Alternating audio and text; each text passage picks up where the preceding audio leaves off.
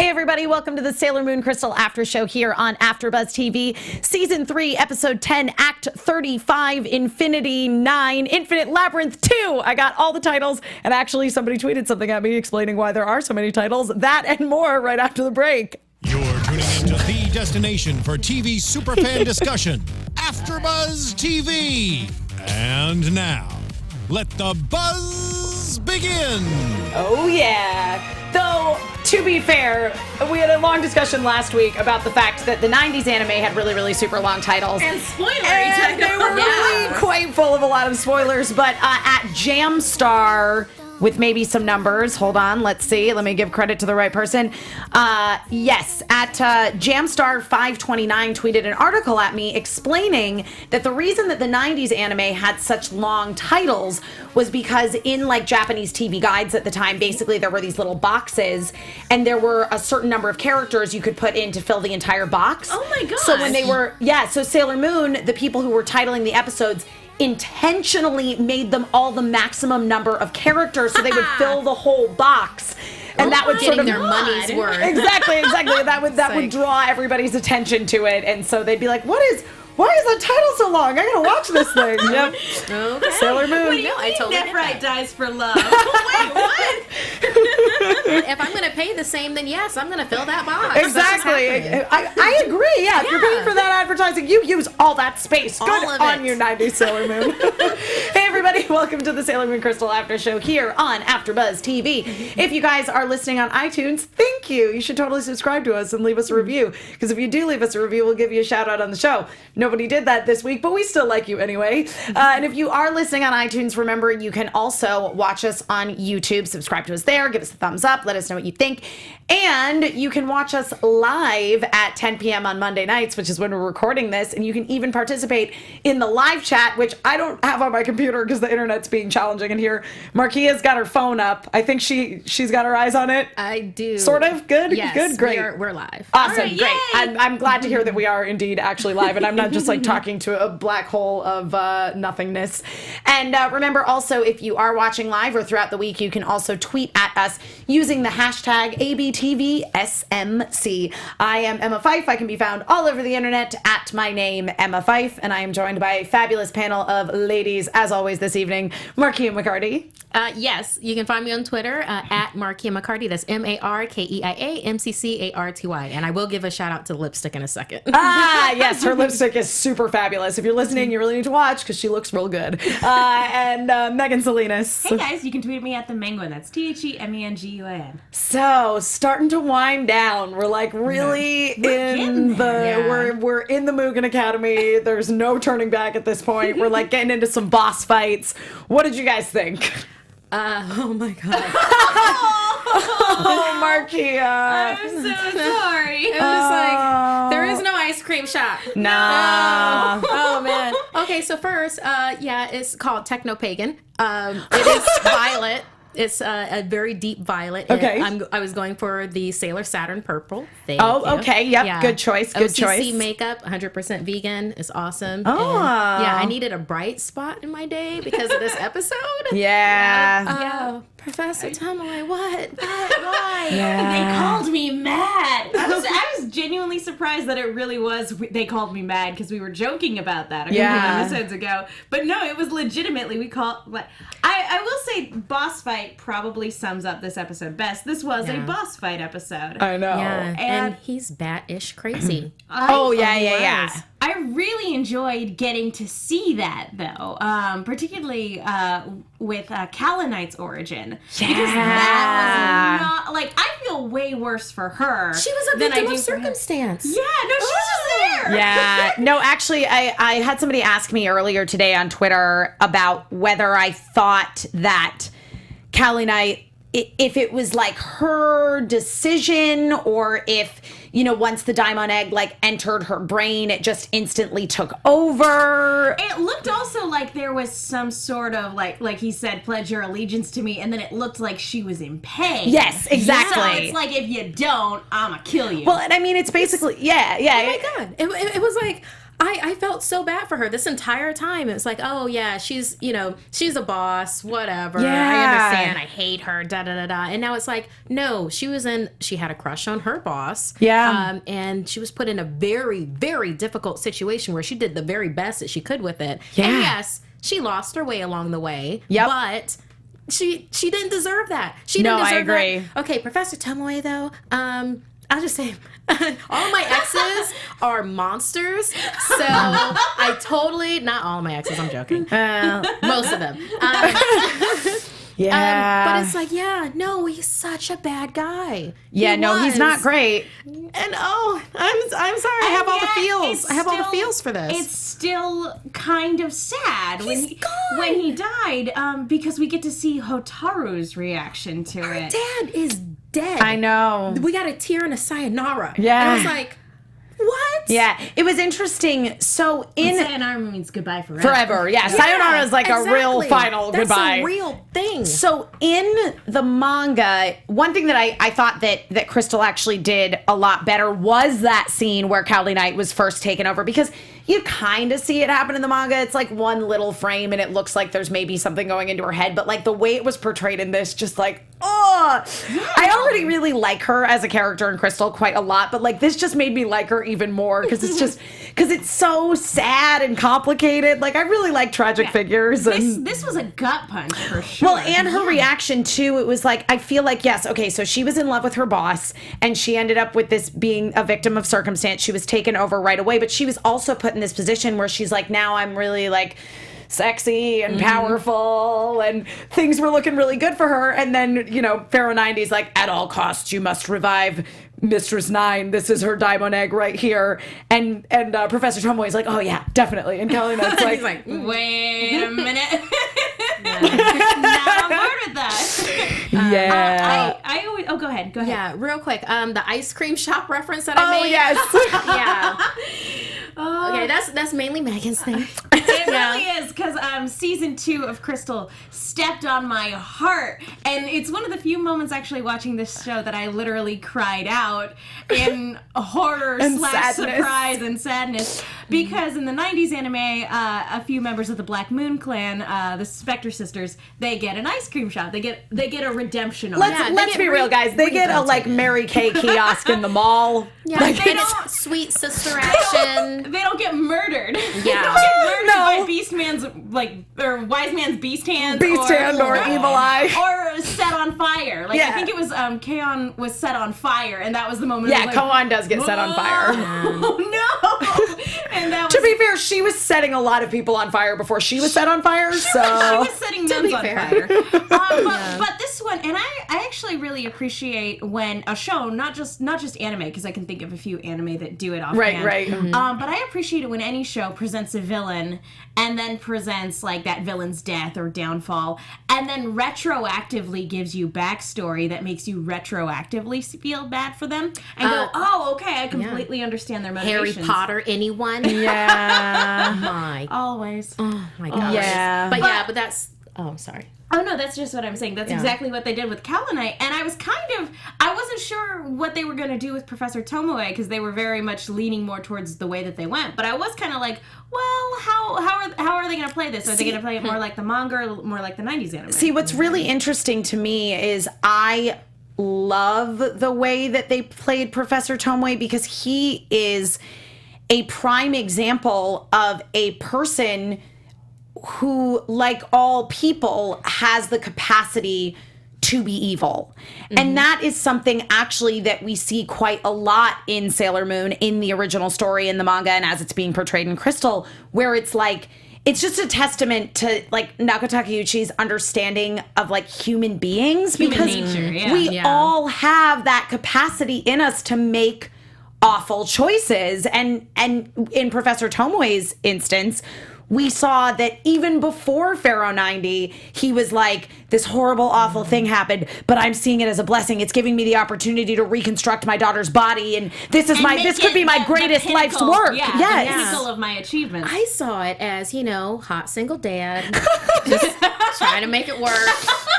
where it's like, I'm going to utilize my skills to help my daughter. But no, he was creepy dad monster. And he just needed to have a little bit more egg power to then become full-fledged mad scientist crazy. And why did it have to be eggs? I love why that is it always frame, eggs? though. Because, again, if we're making the Kalanite comparison, she didn't choose for that to happen to him. No. He saw what it did and was totally like, sign me up. And was like, sign me up for that. And then I loved the way it was, that it was animated, too, because I feel like it was just a little bit of a nod to the way he was always shadowy faced. I 100% agree with you on that. And granted, I'm liking the fact that it's not shadow face all the time in Crystal, but I liked this moment because it was like that. I'm a big fan of silhouettes, just in general. Same. So I really, really liked this one. Yeah, it was a nice homage to like a 90s era too, where he was just Emma, you're getting a lot of props for like your rant that just happened. Oh, thanks, guys. I mean, I just that's one of the things that I really like about Sailor Moon is, I mean, even going back as early as like the Dark Kingdom stuff with Queen Beryl, her story is she was in love with Prince Endymion and he was not in love with her, and it was when she was at that weak moment of feeling rejected and heartbroken that Metalia got her. Which is like, hey, come over this way, I've got a thing. Yeah, exactly. And I do feel that there is, even though, yes, ultimately I totally agree with you, Megan, that like Kalanite looked like she was in pain. It was like, at that point, Pharaoh 90 had taken over her body already, so it's kind of like, well, you can continue to be in pain, or you can become my mindless servant, and either way, I'm in control of your life. So which one do you want to pick? I'll go with the power. Yeah, I'll go with door number 2. Yeah. I do love that he was like, okay, pledge yourself to me. And she's like, okay, fine, just make it stop. And he's like, oh yeah, you're going to dedicate yourself to finding hosts for all my vessels. And it's just like, I don't know what any of those things are, but sure. Sure, yeah. I'm on board. Whatever I'm totally say, on board. boss. How did you guys interpret the stuff with the Witches 5? In terms of them being science projects? Yeah. Being these perfect bodies that were like made in test tubes. Yeah. Then it's also like, okay, I wasn't so sad about them not having the ice cream shop. Or like, are we just say like the happy ending? Right. Whatnot? Because they didn't have souls. Oh, yeah. this is I mean, they were sort of like soulless vessels, though. Part of me, again, it's like some of it. It's one of those things where it's like, I don't speak Japanese, I don't read Japanese, or I don't read or speak enough to really understand what's going on. I'm just trusting what's being told to me. So obviously we see them in the test tube, and there is something of like creating perfect vessels. But the question is, like, were these girls really grown in a test tube, or were they students that were experimented on? Because we know for sure that Professor Tomoe has indeed been experimenting on himself. Yeah. And it's a combination of the Daimon eggs, real human DNA, alien DNA, and cybernetics. What if they were like his daughters that he, made into that tube? Like, at this point, I am not on the Tomoe train anymore. So I think that he would be twisted enough to do that. Make them empty. I was going to like empty them out to be vessels for a diamond. I would agree with you. I think he'd do it. I think too, because we know for sure that there was, what earned him disrespect, honestly, within the scientific community is the fact that he was doing all of this like illegal human genetics research.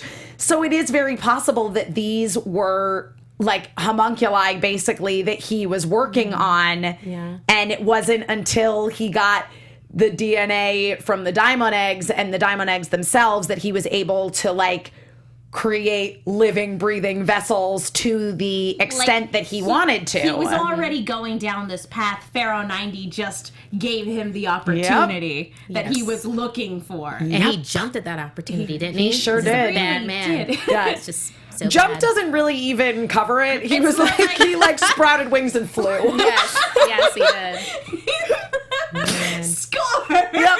Like to the point where I'm surprised Pharaoh 90 wasn't like, whoa, dial it back a little, dude. Yeah. We appreciate your enthusiasm, but Yeah, tone it down a little. You're my number one fan. I get it. All right, Yep. calm All right, down, cool. Tomoe, calm down. But the I will say that I also do appreciate, again, given that he's been so subtle like you know, the performance has been very subtle up until this point, that it's just really nice to have that moment of like genuine mad scientist glee right before he turns into an evil diamond monster. Yeah. No, there's definitely a lot of genuine mad scientist glee, and then he turns into that crazy diamond monster, and that was a cool fight. Yep. Yeah. Normally, I don't appreciate like mustache twirly villains, but he's been so downplayed this entire season that like when it finally happened, I'm like, yeah, I agree. Yeah, no, I totally agree with you. I was completely on board with it because, like you said, it's like we knew he was a bad guy, but he wasn't. Yeah, but we hoped that, you know, maybe he wouldn't be so bad. Bad. No, he's a really bad man. I always prefer, like, if we're given the option, I always prefer the sympathetic villain. So I probably still, if given the choice between the two, would probably pick the '90s version of Tomoe. Because I just have a soft spot for those particular tropes. This is more interesting. It is more interesting. And here's the thing is, I think, and maybe I'm a weird, disgusting person, but like, I think there is a certain level of sympathy that I feel towards him because he's somebody who set out with the best of intentions, being like, no, I'm gonna, you know, develop this research and do all this stuff. I assume to, you know, better humanity, as most scientists want to do, but it was when but it was like the power drove him mad. You know what I mean? It's like, it's not exactly the same, but like, it's kind of like Death Note, where like Light, when he got the Death Note and started killing spoilers for Death Note, guys. Spoilers for the first episode of Death Note. So he's like in the title. Yeah, it's like in the title. So like when he first gets the Death Note, basically, you know, he's initially just killing criminals, and then it very quickly deteriorates into like, well, I'm going to create a better world. I'm a god now. And that's exactly where Tomoe was. And everybody who stands in my way is my enemy. Basically a criminal, yeah, there right? You go. And for me, it's very similar. Looking at his story, it's very similar looking at the antagonist in Orphan Black this season, where it's okay, best of intentions, does not, without giving anything away, does not excuse the things that they are doing. Correct. Exactly. Yeah, no, I totally agree. On a more positive, I guess, note, even though they were like plunged into eternal darkness almost, Usagi's moment with the Outer Guardians on the elevator. It was kind of a bummer to be like, let's split up, gang. It was like, oh no, don't do that. Yeah. Bad things happen when you split up. I totally understand why Sailor V did that though, because I do too. Yeah, she's a general. She's a tactician. So guys? you do not leave your back uncovered if you're going to have everybody go to, everybody's in the basement, but you have to be sure. Yep. So Sailor Venus definitely had that on lock. I totally agree. Amanda Miller. Amanda tweeted at me earlier, and Jeremy, being like, can you guys explain this blondness? Why would they split up? And I was like, whoa. Oh my goodness. Whoa. She's like, has she never seen a horror movie? And I was like, girl, that's not what was happening. This wasn't a horror there was actually movie. This was actually a reason to split up, because it's like, if you're in a building or you're like trying to find something and there's an end and a beginning, you have one person start at the end and one person start at the beginning, or one person start at the top and one person start at the bottom, and ultimately you meet in the middle, and then you can confirm we've covered all of our bases in half the time. Yeah. Well, and in this case, it ended up not working out.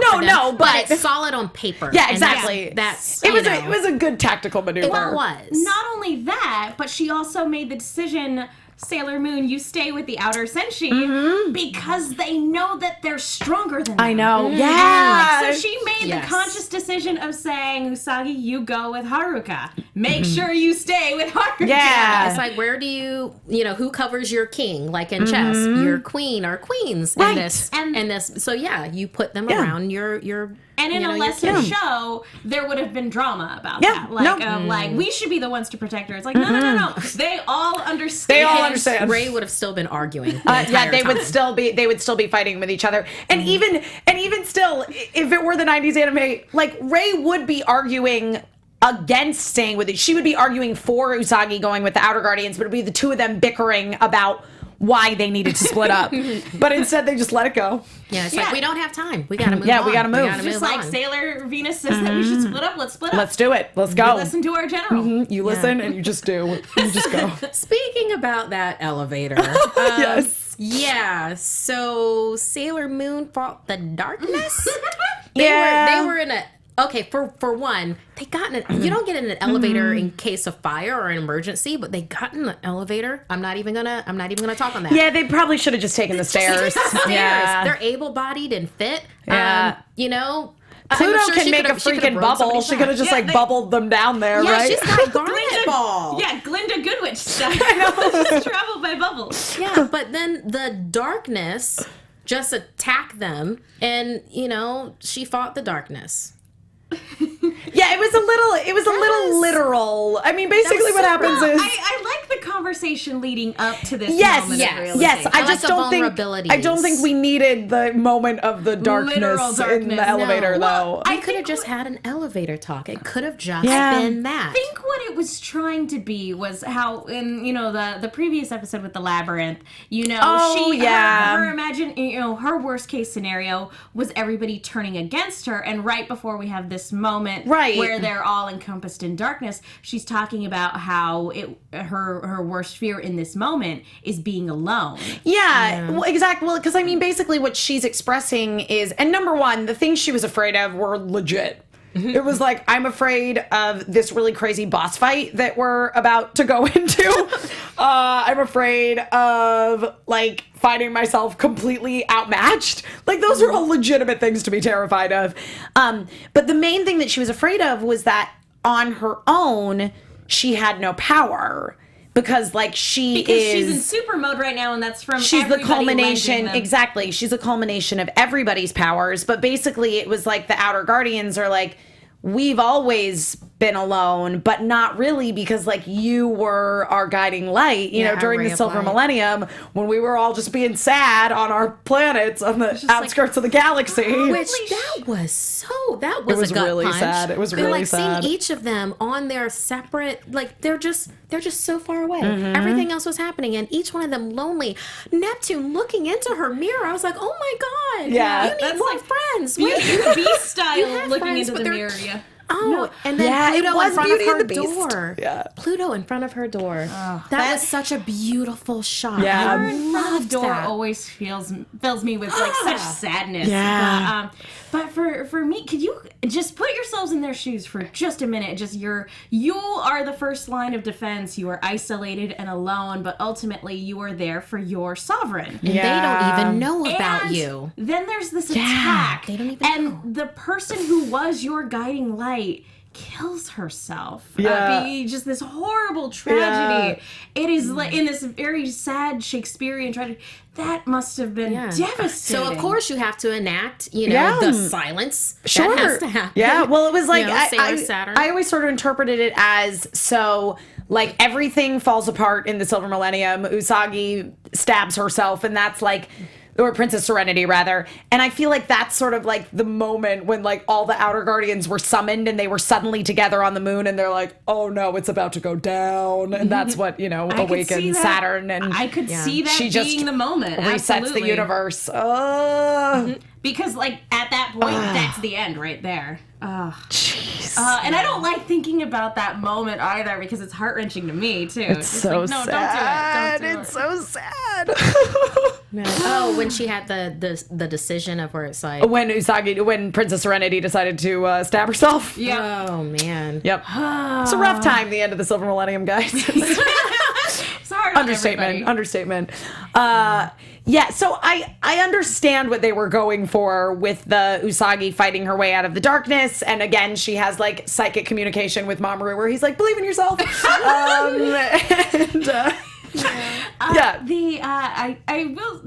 I remember I listened to a D&D sketch a while back. Okay. And the person was like, I want to use magic missile. There's nothing there. I'm attacking the darkness. Listen. Oh, it's just like the gazebo, but it's everywhere. Yeah. Listen, sometimes you just gotta attack the darkness. And that's exactly what she did, and she won. Take that. Yep. Very Kingdom Hearts. I appreciate it. I do want to address something from at Unicorn of War on Twitter, saying the last 2 episodes were just foreplay for the finale, which we're in the part of right now. But seriously, why does every version of Sailor Moon bench the inners? My girls. Here's the thing. I love the inners as well. I actually don't feel that they were benched because, as we previously discussed, it's like they made the decision where they went, no, we're not as powerful as the outers. You should stay with them. You're going to be safer with them. We'll cover the higher ground where we're pretty sure there isn't anything, but like we got to make sure. Yeah, and then there's also the flip side of that. It's like, they're making sure, and that takes time. While it's like, okay, they're probably in the basement. Let's go send our A team with our head quarterback. Yeah, exactly. And let's go ahead and send them into the game. We'll be along in a second. Yeah. Well, and not to mention, for one, it's a conscious decision on their part, so it would be like them benching themselves. But I think in all fairness, the first 2 seasons of Crystal did kind of miss the mark on giving the inners the development that we were hoping for. Sure. So that is fair. I can understand, because I feel like they're doing the development for the outer Senshi perfectly. Yeah, I agree. Very nicely. So I can understand kind of feeling like there's we should be able to retroactively give them development as well, in terms of the inner stuff. And I think that I think certainly, each of them got an episode that was sort of devoted. You know what they are getting more. The problem is we can't retroactively go back and fix those problematic elements of season 1 and 2. Right. Yeah. And it wasn't even so much problematic as non-existent. You know what I mean? It's not like they were giving them bad character development. They're just they were skating over it. Yeah, exactly. So focused on hitting those story beats that characterization sort of went by the wayside. Yeah. I'm gonna be generous and say that it was because they knew that their audience was people that had read the manga or had watched the 90s era. They felt like they didn't have to. Yeah, I mean, so I'm they gonna know take who that these people standpoint are. with It's it. fine. but they have to know that many of their viewers have watched Pretty Guardian Sailor Moon, the live action Sailor Moon. If you guys want character development, that's your show.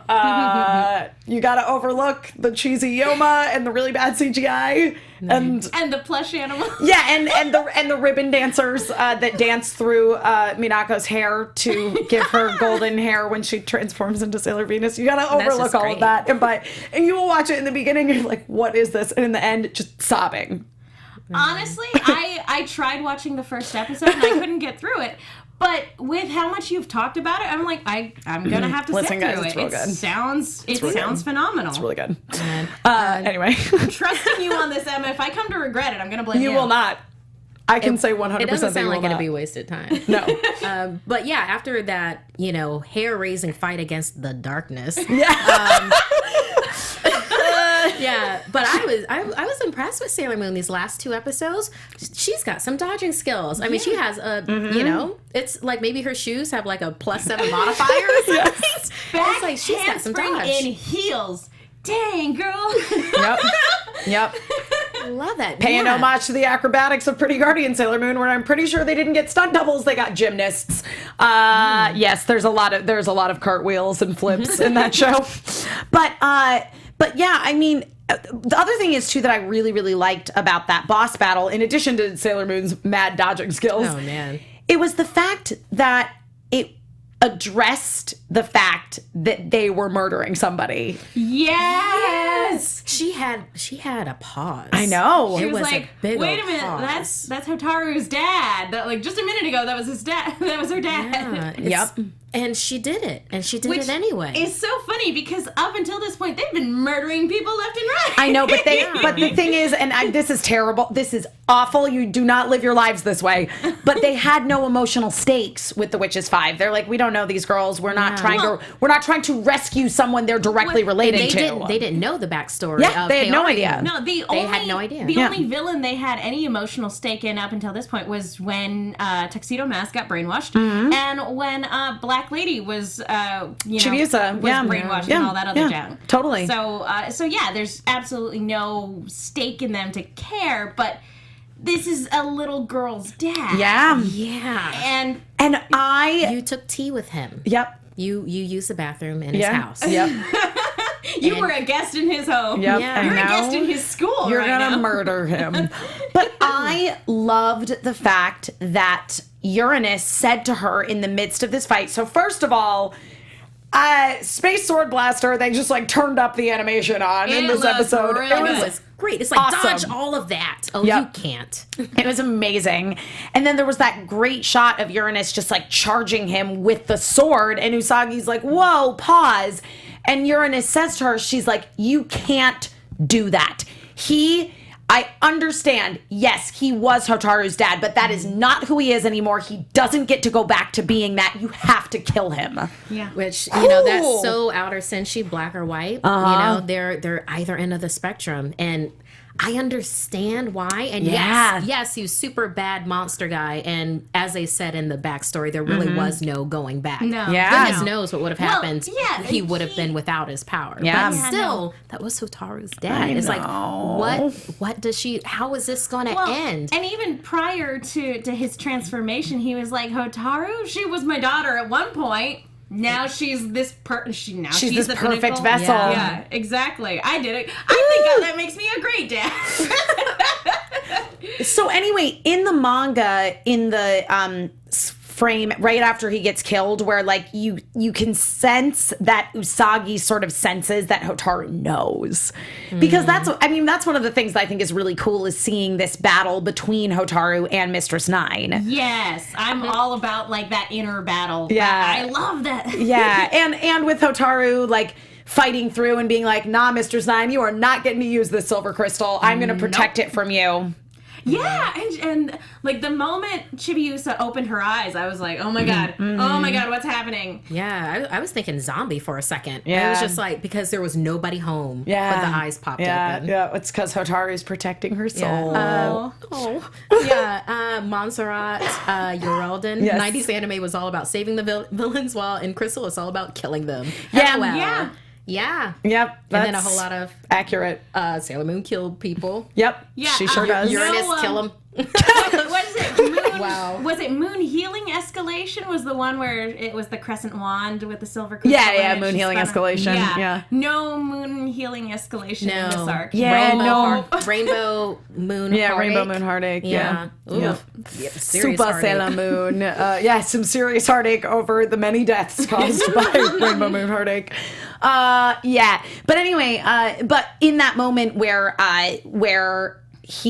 Professor Trumboy gets killed and we see Hotaru being like, sayonara, Papa, in the manga, there's some other like thoughts of hers floating in the frame where she's like, oh, my dad, he was so good to me and he took care of me, but he hasn't been that person for a long time. Yeah, I think that basically sums it up. Yeah. He really was a monster by the end of it. Yeah. Like, both Yeah. literally and metaphorically. Yeah. Monster that had to be put down. Yep. She was like, Dad, single tear. Yeah, and even though he was a monster, even though he did this to her, she was still heartbroken to have him Of course, gone. yeah. It was her dad. Yeah, even though he was awful and ultimately in the end she knew that he was awful, it's still her dad. Still her dad. And he did love her, I think. In like a weird, in his own way, Yeah. maybe. Yeah. Maybe. No. Yeah. As like a science project, maybe. I don't know. I think that it was a real genuine love, and then he got consumed by his work, and the more his work consumed him, that's how they ended up with the accident with the fire, in which she ultimately was more or less killed. And one thing we don't really touch on is how, but that you can obviously infer was probably one of the things that pushed him over the edge, is the fact that her mom did not make it out of that fire. Yeah. Her mom dying might have been the absolute tipping point for him of like, okay, I'm diving into my work to emotionally not deal with this. Yes, exactly. And I think that it is a little bit with the accident, you're kind of in a place where you have to face what you've done, because it was, yes, it was an accident, but it was his lab and it was his fault. His fault. His wife died. No going back at that point. It's like you take all of those pesky things like a conscience and morals and emotion, and you just push them back. Yeah, I mean, it's exactly like with Prince Demond in the last story arc, and this was really more apparent in Crystal than in the manga, where his death was different, but like it felt very much like in the end Demond realized that he'd screwed up, but he'd gone too far, so he just had to embrace being evil at that point. Like, I'm committed. That actually goes into something that Pharaoh Partridge brought up. Oh, okay. Where it's like, I've always wondered how killing people does not actually affect the Guardians. Like, once the sailor suits are off, do they just forget? And it's like, there's some serious PTSD that can happen with these girls. Maybe not so much the outer senshi, just because of their growth environment. Because they've been doing it for so long, you get the impression. And it goes into that whole nature versus nurture kind of a thing. With them being alone, it's very easy to see how they can be, yin and yang with this, like to be on the opposite end of the spectrum, where it won't affect them as much, which is also another reason why I'm really glad that the inner senshi were separated from this particular event of having to kill Hotaru's dad. Yeah. Well, I mean, Sailor Moon's going to take it, in the heart. Well, to be fair, every villain up until this point has been an invading alien force. Like, even the people that they killed, they were people from the future. Yeah. They were, the Shitano were people from another dimension, whatever. Yeah. It was never like, hey, that person over there, that normal guy who's been through a lot, he's possessed now. Those people, they always seem to be able to save. Yeah. But, like, not this time. Yeah. And not for this particular arc. It's like the Witches 5, even though they were kind of test tube creations, it's like, this is like the first time it's like a real person that they could see walking down the street. It's the mention of PTSD. My chat's working now. Andrew Fedge says, you want serious PTSD in Magical Girls? Watch Puella Magica, Madoka Magica.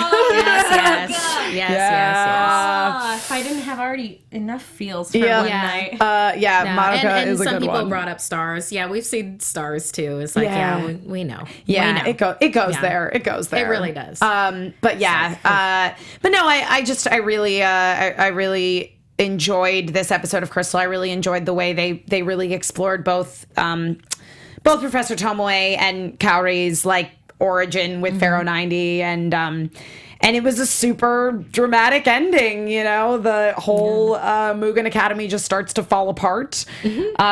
After Hotaru is fighting Mistress Nine, and Mistress Nine's like, I'm going to tear my whole body apart. Yeah. I'm going to do anything to make this dream happen and make the Earth the vessel for the Tau solar system. Master Pharaoh 90 is going to be able to complete his fetal activity and everything. The subtitles. The subtitles. Which is why I'm so glad at the end of this we got wet shirt, tuxedo Kanan. It's like, I understand now why they changed it, because yes, I needed that. Thank you. Oh, that is so funny. Everyone could use more. I needed Actually, at Omega Ruby Night on Twitter in the hashtag was like, does the happy ending theme feel weird to anybody when the show ends on a dramatic note? It feels especially weird on Crunchyroll, because if you watch on Hulu, you get, and you don't pay for no commercials, you get a commercial break and then the song. But like, if you're watching on Crunchyroll Premium like I am, like, Boom. it's just like, oh no, I think all my friends are dead. Tuxedo mask, flipping my cape. I'm in the rain. One shirt. One button undone. There's a bit of tonal dissonance, yes. A little bit, But yes. I think you can make the argument that, like, you're in need of some levity. Yes. Yeah. And not necessarily, like, rainbow, sugary levity like we were getting with the Chibiusa ending, but, like, which she's out of a commission. guy in a mask and a cape. It's fine. Yeah. Yep. It's just, I wonder what the last one. Well, do they have enough time to like do another ending? I'm pretty sure this might be the end. This is gonna be it. Oh. What an adorable note to end it on. Like, okay. Yeah. We're gonna hit those emotional beats and then be like, you know what? Cape flip. All right. Well, since we're talking about the ending theme and starting to wrap things up here, why don't we dive into some predictions for the upcoming episode? And now, your AfterBuzz TV predictions. Ooh. Okay, I think the end of the next episode is the end of Mistress Nine and the birth of Sailor Saturn, but it's not going to happen until the very end. Yeah. Wow. Good, great. Yeah, that's cool. Okay, so I think from the whole thing, like with the silence and stuff. Oh, I keep on thinking Buffy. Right? Yeah. Or like Doctor Who. I'm sorry, Doctor Who. Yeah. Oh. Yeah. All right. But so I my mean, prediction. there was a great episode of Buffy where everybody lost their voices, and it's the only Hush. the only episode of Buffy to ever win a Emmy. Filmed a lot on Colonial Street on the Universal lot. Anyway, moving on. Yeah, I mean, between thinking of Wet Shirt and then like having half my head like in the chat roll. Yeah, I think for prediction, I think that we're not going to get that sweet, little baby Hotaru to grow up again. I think it's gonna be like a little more finite. It's gonna be gut wrenching. I think It was funny. it's gonna be heart-wrenching. After Tomoe died, I was just like, I can imagine Sailor Moon turning to them and going, "How do you three feel about being parents?" Yeah. Oh, Yeah. I was just like throwing that out there. Yeah. Michiru and Haruka. Haruka. Oh, we're not gonna get a baby Hotaru. I'm sad now, you guys. Like seriously. First Tomoe and now Who this. knows? Who knows? Anything could happen. Anything's possible. There is no ice cream I'm not shop. saying anything. I'm not saying anything. Hashtag there is no ice cream There is no shop. ice cream shop. Life sucks. I do want want to shout out to Harukaru in the chat. Yes, I saw that Yuga Yamato is returning as Tuxedo Mask in the next Sailor Moon, which I am very excited about. She's beautiful and amazing. I mean, I felt like obviously she was going to, because otherwise people would riot. But yes, I'm very, very pleased to see that is in fact confirmed. Stoic the D, I don't know if this is a promise or a prediction. More Hotaru Chibiusa-ness is coming. There was some really lovely rainbows around them in that scene where she was like cradling her, being like, "Girl, you shouldn't just go around showing your silver crystal to everybody." Yeah, you gotta hold that close. Keep that private. Keep that literally close to the chest. It's fun. Yeah. Which it was kind of, not to go back and forth on this episode too much, but like it was cool to have that Chibiusa Usagi parallel with both of them like kind of floating in this dark void and having the same fears and anxieties. Yep. Listen, I believe it was Thomas Vaccaro said that Usagi and Haruka can run off together because Mamoru is his. There you go. And shout out to Hikari to know the ice cream shop is a lie. Yeah. Nice. It is. It's a lie. Speaking of Thomas, was it Thomas that sent us that lovely article over the weekend? It was. Oh, yeah. Unicorn of War. Yes. Yeah. So great. Thank you great. so Very well much. written. Yeah, that was fantastic. And it was all about something that, we touch on a lot, I think, which is that ultimately it's like, yes, Sailor Moon is a Super Sentai show. It's about a team of superheroes, but ultimately it's about like friendship and the power of one of the things that I've always really appreciated about Sailor Moon is that it is very much about like the power of women. Yeah. It's like you have these incredible kick-ass ladies. They're trying to make it work. They have their own lives to do with it. And then you have like Tuxedo Cayman, and he's a supportive role. He's like, "Yeah, baby, I got you. This is okay. Believe in yourself. I'm gonna be here with our baby." Yeah, I mean, sharing our life energy. You go and do you, and oh my God, everybody responds to that. Yeah. And it's all these powerful women while still remaining very feminine. shows. Yes. Yeah. And they all are very feminine, and ultimately it is the fact that Sailor Moon is so compassionate and loving, and I just has all these really feminine traits that make her as strong as she is. Yeah, and each one of them has different personality traits that you can, if not be like, "Oh yeah, that's me," you can at least relate to. You can relate to, how Sailor V is like a tactician. You can relate to the strength of Sailor Jupiter, the nerdiness of Ami. Yeah, exactly. Yeah. It's like there's something for everybody in this show. Yeah. Yeah. No, it's so good. So thank you for that, Thomas. Yeah, thanks. Thank you. And that thank was a lovely wonderful. article. Yeah. Check out our Twitters. He sent it to us. Yeah. And read it. we all It's great. retweeted it. Yeah, I'm Yeah, sure. we did. I at least favorited it. I think I favorited it from Love and Justice also, and maybe replied. So yeah, guys, Sailor Moon is love. I mean, that's really. That's where, I mean... Literally the power of love. It is. It is Yes. the literal power of love. I have just found Sailor Moon fans to be some of particularly the people that are like watching our show and like Sailor Moon Crystal, because there was a lot of Sailor Moon Crystal hate. Yeah. And the haters, they stay away because they want to hate, so go and hate. But the people that are here and that are like, we know Crystal has problems, but it's Sailor Moon, we love it, we're here to support it. They're really some of the greatest like fans I've encountered in any fandom. And I'm getting real, you guys are awesome.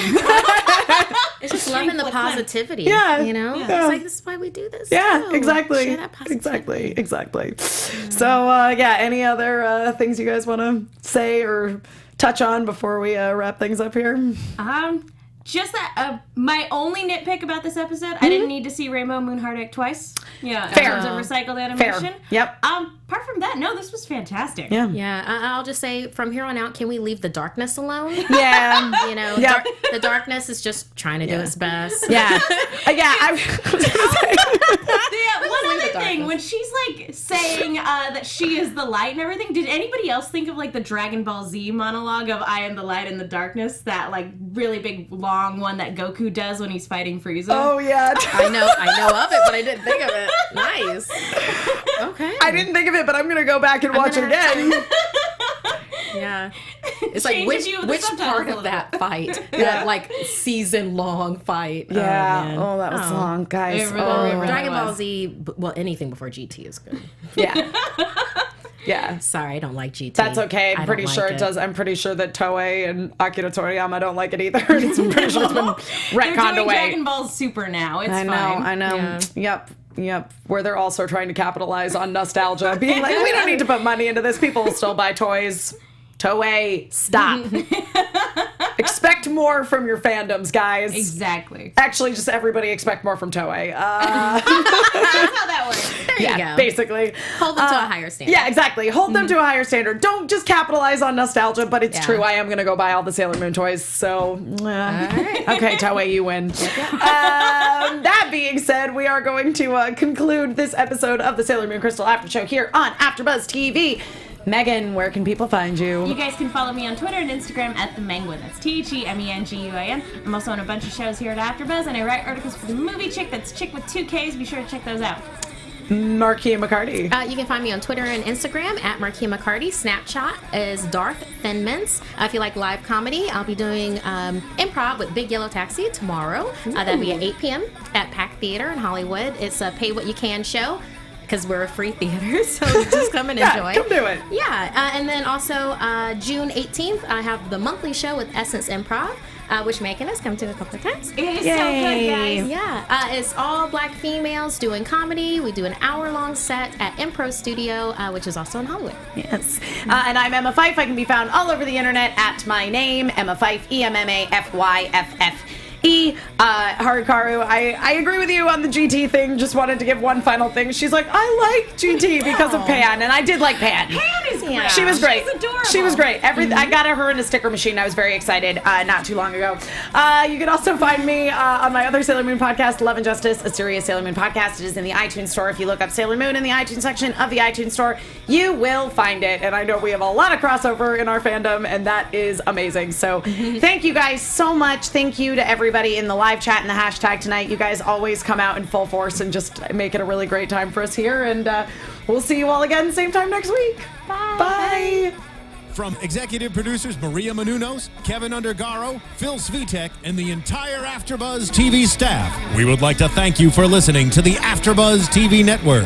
To watch or listen to other after shows and post comments or questions, be sure to visit AfterBuzzTV.com. I'm Sir Richard Wentworth, and this has been a presentation of AfterBuzz TV. In the name of the moon, I'll punish you. The views expressed herein are those of the hosts only and do not necessarily reflect the views of AfterBuzz TV or its owners or principals.